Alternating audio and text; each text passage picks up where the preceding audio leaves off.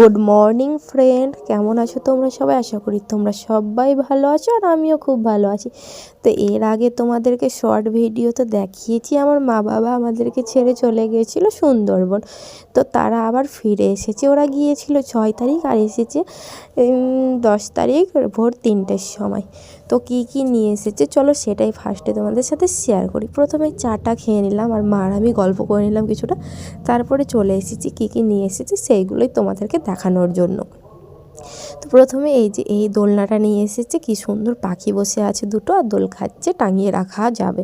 তারপরে এই কুমিরটা নিয়ে এসেছে আমার ছেলের জন্য, কাঠের পুরো, দেখতে খুব সুন্দর লাগছিল। তারপরে এই জিনিসটা তো আরও ইউনিক, মানে আমি এর আগে দেখিনি এই জিনিসটা, এই ফার্স্ট টাইম দেখলাম। মানে এই জিনিসটা হাতে করে যদি ঘুরাই তাহলে 2 রকম হবে ডিজাইন, একটা ফুলের মতো হবে আর একটা পুরো প্যাচ ঘোরার মতো ডিজাইনটা হবে। তো তোমাদেরকে পরে সেইটা দেখাচ্ছি। তারপরে এদিকে আর একটা বল নিয়ে এসেছিলো, কাটা কাটা বলটা, ভেতরে কিন্তু লাইট জ্বলছে আর টিপলেও কিন্তু প্যাক প্যাক আওয়াজ হচ্ছিল বাঁশির মতো। তো এইটাও নিয়ে এসেছিলো। আর নিয়ে এসেছিলো এইটা মানে কি বলে এটাকে আমি ঠিক জানি না। তো কাটা দিয়ে এটাকে আটকে তারপরে দেওয়ালে সাটিয়ে দিলেই অনেক কিছু এর মধ্যে রাখা যায়। তো এতে দেখো কি সুন্দর সুন্দরবনও লেখা আছে। তো এইটাও নিয়ে এসেছে। আর নিয়ে এসেছে এই ছোট্ট ছোট্ট কিউট কিউট দুটো হরিণ। এইটা তো আমার সবথেকে বেশি পছন্দের। আর এই দুটো নিয়ে এসেছে বাবা আমার জন্যই। তো আমি এই দুটো বাড়ি নিয়ে চলে যাব, যখন বাড়ি যাব তখন। তো এর মধ্যে দেখো একটা মেয়ে হরিণ একটা ছেলে হরিণও আছে। তো দেখতে পুরো একদম এতটা সুন্দর, কি আর বলবো, আমার বেশ ভালো লেগেছে। তারপরে নিয়ে এসেছিলো এই যে চুলের কাঁটা। তো এগুলোও আমার খুব ভালো লেগেছে, আমার জন্যই মা নিয়ে এসেছে, দুটো নিয়ে এসেছে। তো এগুলো আমি নিয়ে যাব বাড়ি, সব কিছু আমি বাড়ি নিয়ে গিয়ে সাজিয়ে গুছিয়ে রাখবো। আর চুলের কাঁটাগুলো তো চুলে লাগাবোই, তোমরা দেখতেই পাবে। আর নিয়ে এসেছিলো একটা কাঠের হাতা। এই কাঠের হাতা বলো স্টিলের হাতা বলো, যে কোনো জিনিস আমার মায়ের এগুলো খুব পছন্দের জিনিস, সেই কারণে মা এইটা নিজের জন্যই নিয়ে এসেছে। তো এই হাতাটাও কেমন হয়েছে অবশ্যই তোমরা কমেন্ট করে জানিও। আর একটা খাবার জিনিস নিয়ে এসেছে, এইটা তো আমাদের এই দিকে আমাদের ভাষায় বলি আমরা কটকটি, কিন্তু তোমরা কি বলো তোমরা অবশ্যই জানিও কমেন্ট করে। কিন্তু এটা একদম ভালো না খেতে, এতটা বাজে না কি আর বলবো। কিন্তু আমাদের এই দিকে যেসব জিনিসগুলো পাওয়া যায় কটকটিগুলো, এগুলো খুব সুন্দর খেতে। তারপরে নিয়ে এসেছিলো তেঁতুলের আচার। তো এই সমস্ত জিনিসগুলো তোমাদের কেমন লাগলো অবশ্যই তোমরা কমেন্ট করে জানিও। তো চলো এবার এই জিনিসটার রহস্যটা বলি। এই যে দেখো, একবার ঘোরালাম তো কেমন ফুলের মতো ডিজাইন হলো, হ্যাঁ, আর একবার ঘোরাবো তো কেমন প্যাচের মতো একদম পুরো ডিজাইনটা খেলে যাবে। তো এই রকম মানে 2 রকমভাবে হচ্ছে জিনিসটা। তারপরে গিয়েছিলাম একটু ছাদে, যে রোদ্রে বসবো, গিয়ে দেখি তো ওরে বাবা একটুও তো জায়গা নেই। এখানে টিউশনি পড়তেই সবাই ব্যস্ত, এই ছাদেও টিউশনি পড়ছে আর ওই ছাদেও দেখো সবাই টিউশনি পড়তে ব্যস্ত, কোথায় আর বসবো। তারপরে বাবা একটু বসেছিল এক কোনায় ছাদে, ওইখানে ছিল আমার দাদার ছেলেটা ভাতিজাটা, তো তাকে নিয়েই বসেছিল একটু। আর ও দেখো বলটা নিয়ে একটু খেলা করছিল। তারপরে আবার চলে এসেছিলাম নিচে, যে নিচে সব কিছু একটু গোছগাছ করে নিই। মারা তো ভোরবেলায় এসেছে, তো তারা একটু বেলা করেই উঠেছিল। তো তাদেরকে মাকে বললাম যে একটু ট্রেনে এসেছে যতই হোক তবু একটু খাস্তানা লাগবেই, টায়ার্ড লাগবেই শরীরটা, সেই কারণে বললাম তোমরা যাও বসো, আমি বাড়ির সব কাজ করে নিচ্ছি। প্রথমে বিছানাটা ঝেড়ে ঝুড়ে নিয়ে তারপরে এসেছিলাম, যেগুলো মারা নিয়ে গেছিলো সেইগুলোই পরিষ্কার করব, দিয়ে রোদ্রে মেলে দেবো, রোদ হয়েছে সেই কারণেই সার্ফে ডুবিয়ে নিলাম সব শাড়ি আরও যা যা ছিল। তারপরে বাবার জামা কাপড় সব কিছুই আমি সার্ফে ডুবিয়ে ছাদের ওপরেই বসে বসে খেঁচে দিয়েছিলাম।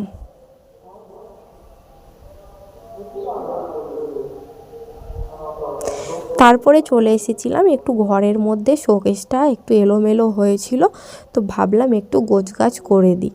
আর বাবা মা যে ট্রলিটা নিয়ে গিয়েছিল সুন্দরবনে, সেই ট্রলিটা হচ্ছে আমার বিয়েরই ট্রলি, তো সেটা আমার বাড়িতেই ছিল। তো আমি নিয়ে এসেছিলাম, মা বাবা যাবে বলেই নিয়ে এসেছিলাম, কারণ আমার মা বাবাদের ট্রলি নেই। তো ভাবলাম যে ট্রলিটা তো বেকার ফাঁকাই পড়ে থাকবে, এখন আমি তো এখন বাড়ি যাব না, যখন যাব তখন দেখা যাবে। তো সেই কারণেই ভাবলাম যে শোকেসটায় অনেক জামা কাপড় হয়ে গেছে, আটছে না, তো আমার জামা কাপড়গুলো আমি ট্রলিতে ভালোভাবে গুছিয়ে চেনটা লাগিয়ে তারপরে এক সাইডে ঢেকে রেখে দেব। তো সেই কারণে আমার সমস্ত শাড়িগুলো বের করে নিলাম, যে ট্রলির মধ্যে ভরবো সেই কারণে। আর মার যেগুলো শাড়ি আছে সেইগুলো আমি খুব পরিপাটি করে গুছিয়ে রেখে দিলাম। এই যে আজকে গোছালাম, 10 দিন পরে এসে দেখো আবার এলোমেলো করে দিয়েছে। গোছানো থাকেই না মায়েদের বাড়িতে এই শোকেসটা। আর আমার বাড়িতেও আমি প্রায় 15 দিন 20 দিন পর পরই আমি আমার শোকেসের ভেতরটা একটু গুছিয়ে নিই মাঝে মাঝে। তারপরে এই যে যেমন কাজ তেমন মানে যেমন বলা তেমন কাজ, সরি আমার কথাটা ঠিকভাবে বলা হলো না, যেমন বলা তেমন কাজ, সেই রকম কাজেই আমি মানে ট্রলির মধ্যে সব কিছু গুছিয়ে ভরে নিলাম। সমস্ত এইগুলো কিন্তু সমস্ত আমার শাড়ি, সব কিছুই আগে শাড়িগুলোই ভরে নিলাম। তারপরে এই যে ব্যাগের মধ্যেও আছে অনেক জামা কাপড় আমার ছেলের। এতটা জামা কাপড় হয়ে গেছে, শীতের জন্য আরও বেশি হয়ে গেছে। তো ভাবলাম যে যেগুলো ইউজ করি না রেগুলার, হয়তো কোথাও গেলে ব্যবহার করি, সেইগুলো ভরে রেখে দেওয়াই ভালো। যখন আবার হয়তো কোথাও যাব তখন বের করে নেব, চেনটা খুলে, তাহলেই হবে। সেই কারণেই দেখো ভালোভাবে আমি গুছিয়ে রেখে দিচ্ছি। আর যে প্যান্টটা এখন দেখছো সেই প্যান্টটা মানে আমার ছেলের হয় না, অনেকটা ছোট হয়ে গেছে। তো ভাবলাম যে গুছিয়ে রেখে দিই, পরে কাজে দেবে, কোনো একদিন কাউকে দিয়ে দেবো, নইলে হয়তো থাকবে আমার ভরা। তো সব কিছু গোছগাছ করে দেখো আমাদের গোপুসোনাকে একটু তোমাদের সাথে শেয়ার করে দিলাম। কি সুন্দর টুপি সোয়েটার পরে একদম কিউট লাগছে না? এইদিকে রাম লক্ষ্মণ সীতা হনুমানজি, আর আছে রাধাকৃষ্ণ আর গোপুর ছোট্ট একটা বিছানা। তারপরে এইদিকে রান্নাও চেপে গেছে গ্যাসে। তো দেখো একদিকে হচ্ছে ডাল আর একদিকে হচ্ছে ভাত। আর নিয়ে এসেছিলো এই ছোটো ছোটো আপেলগুলো, ট্রেনেই হয়তো কিনেছে। আর এইটা কি ফল বলো তো দেখি তোমরা? থাক আমিই বলে দিই, এইটা হচ্ছে আমলকি। তো এতটা বাজে খেতে, আমি কোনো দিনও খাইনি, এই ফার্স্ট টাইম খেলাম। আমি ভাবলাম হয়তো টক টক কুলের মতোই হবে খেতে, একদম পুরো কষা তেতো টাইপের, ভালো না। তারপরে এইদিকে একটা ছিল, রাত্রে এনেছিলাম একটা কী বলে এটাকে, লবঙ্গ। তো আমার ছেলে ইঁদুরের মতো খেয়ে রেখেছে, বাকিটা আমি খেয়ে নিলাম। আর এই যে আমার মুখটা দেখে বুঝতে পারছো জিনিসটা কেমন, একদম বাজে তেতো কষা, মানে খেতে একটুও ভালো লাগেনি। তার জন্য জিভটা কেমন হয়ে গেছিলো, তো ভাবলাম একটু লবণ দিই। তারপরে একটু মুখের মধ্যে লবণ দিলাম, দিয়ে আমি রেখে দিলাম। আর একটা নিলাম, এইটা একটু পাকা টাইপের ছিল, ভাবলাম এইটা হয়তো একটু টক টক লাগবে, কিন্তু এটাও সেই একই রকমই। তো ওইগুলো না খেয়ে আবার মুখটা ঠিক করার জন্য নিলাম একটা আপেল। তো আপেলটা কিন্তু সত্যি কথা বলতে এতটা মিষ্টি, এতটা সুন্দর ছিল না, কি আর বলবো। তো খুব ভালো ছিল। তো আপেলটা খেয়ে আমার মুখটাও ঠিক হয়ে গেছিলো। আর অন্যদিকে আমাদের রান্নাও কমপ্লিট হয়ে গেছে। তো কী কী রান্না করেছি দেখে নাও। এই তো এটা হচ্ছে ছ্যাঁচড়া আর ডাল আর আলু ভাজা, ব্যাস এই তিনটেই সবজি রান্না হয়েছে। আর আমরা তো বাড়িতে তিনটেই লোক, মা বাবা আর আমি আর আমার ছেলে, ছোট বাচ্চা কতই বা খাবে বলো। তো এই তিনজনের জন্য এই কটাই আমাদের অনেক। তারপরে সব কিছু খাবার ঢাকা দিয়ে গিয়েছিলাম, অল্প কটা বাসন হয়েছিল। তো ভাবলাম আগে বাসন কটাই ধুয়ে নিই, তারপরে খাওয়া দাওয়া করব। তো বাসন কটা ধুয়ে টুয়েই আমি খাওয়া দাওয়া করেছিলাম। এই যে আর একবার তোমাদের দেখিয়ে দিই, ভাত, ডাল, সবজি আর আলু ভাজা। তারপরে খাওয়া দাওয়া করে পড়েছিলাম একটু ঘুমিয়ে। ঘুম থেকে উঠে গিয়েছিলাম, ভাবলাম যে অনেক দিন চপ খাওয়া হয় না, তো একটু চপ খাই, চপ কিনে নিয়ে আসি। তো এসেছিলাম চপের দোকানে, এসে দেখি গরম গরম সিঙ্গারা ভাসছে। তো চপ তো নিয়েছি, সাথে সিঙ্গারাও নিয়েছিলাম। তারপরে বাড়ি এসে মেখেছিলাম অল্প মুড়ি, আর ভাবলাম যে মুড়ি যখন মাখলাম তখন একটু চাও বানিয়ে নিই। তো একটু চাও বানিয়ে নিলাম। প্রথমেই আমি 3 কাপ জল দিয়ে দিলাম মেপে মেপে। তারপরে একটু দুধ মিশিয়ে দেবো, কারণ আমি র চা একদমই খেতে পারি না দুধ চা ছাড়া। মানে খাই না এমনটা নয়, খাই, কিন্তু দুধ চা আমার বেশি ভালো লাগে র চায়ের থেকে। তো এই যে চপ আর এই যে মুড়ি এইদিকে। তো এবার আমি মুড়িটা মাখবো, এদিকে চায়ের জলটা ফুটুক, চাটা হোক। তো এই যে কী কী কিনেছি তোমাদের দেখাচ্ছি। সিঙ্গারা নিয়েছি, চপ নিয়েছি, এই যে এটা হচ্ছে সিঙ্গারা।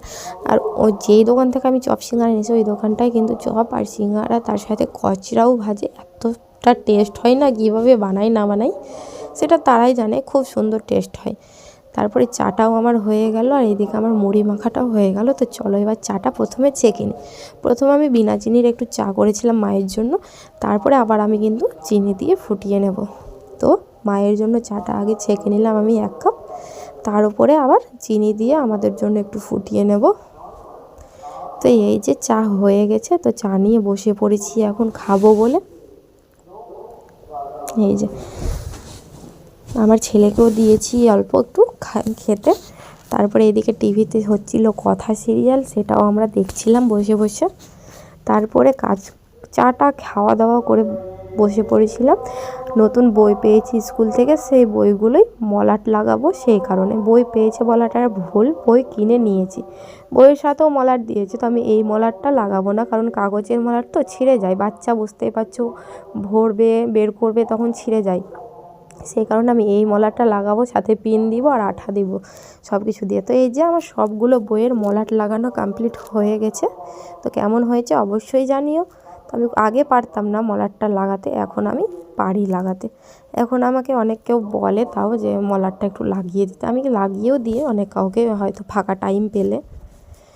তো তারপরে আমি মলাট লাগার পরে যে নেম স্টিকারগুলো হয় সেইগুলোও আমি বসিয়ে নেমটা ভালোভাবে লিখে দিচ্ছিলাম, কারণ বই যাতে না হারিয়ে যায়, হারিয়ে গেলেও তারপরের দিন যেন খুঁজে পেয়ে যায়।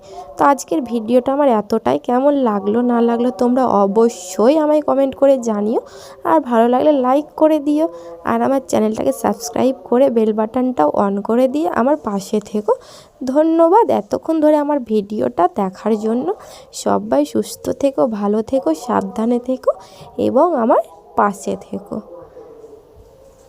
Thank you for watching. Ta-ta বন্ধুরা।